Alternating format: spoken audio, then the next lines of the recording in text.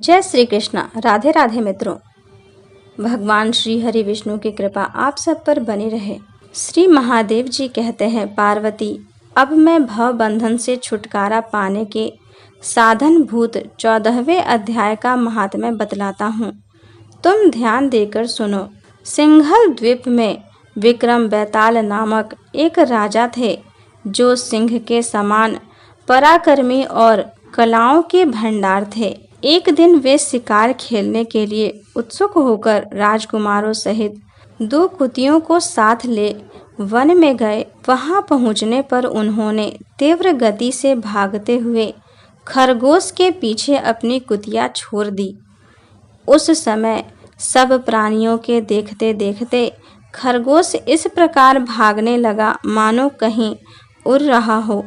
दौड़ते दौड़ते बहुत थक जाने के कारण वह एक बड़े गहरे गड्ढे में गिर पड़ा। गिरने पर भी वह कुतिया के हाथ नहीं आया और उस स्थान पर जा पहुंचा जहां का वातावरण बहुत ही शांत था। वहां हरिण निर्भय होकर सब ओर वृक्षों की छाया में बैठे रहते थे।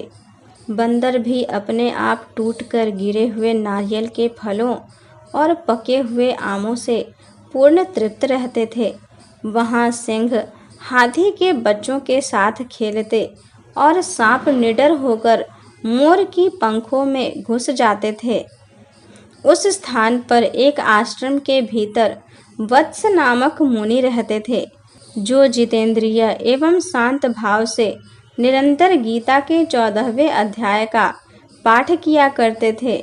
आश्रम के पास ही वत्स मुनि के किसी शिष्य ने अपना पैर धोया था।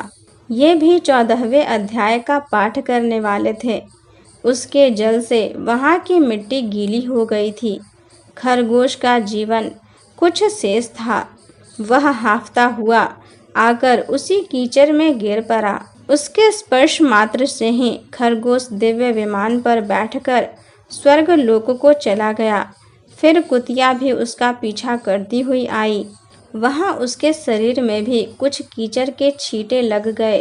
फिर भूख प्यास की पीड़ा से रहित हो कुतिया का रूप त्याग कर उसने दिव्यांगना का रमणीय रूप धारण कर लिया तथा गंधर्वों से सुशोभित दिव्य विमान पर आरूढ़ हो वह भी स्वर्ग लोक को चली गई।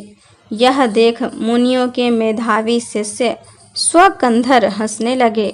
उन दोनों के पूर्व जन्म के वैर का कारण सोचकर उन्हें बड़ा विस्मय हुआ था।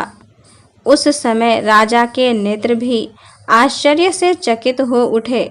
उन्होंने बड़ी भक्ति के साथ प्रणाम करके पूछा, विप्रवर, नीच योनियों में पड़े हुए दोनों प्राणी कुतिया और खरगोश ज्ञानहीन होते हुए भी जो स्वर्ग लोक में चले गए, इसका क्या कारण है? इसकी कथा सुनाइए। शिष्य ने कहा, भूपाल, इस वन में वत्स नामक ब्राह्मण रहते हैं। वे बड़े जितेंद्रिय महात्मा हैं। गीता के 14वें अध्याय का सदा जप किया करते हैं। मैं उन्हीं का शिष्य हूँ। मैंने भी ब्रह्म विद्या में विशेषज्ञता प्राप्त की है।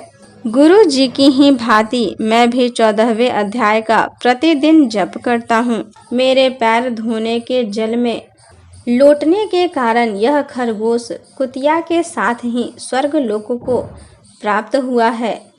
अब मैं अपने हंसने का कारण बताता हूँ।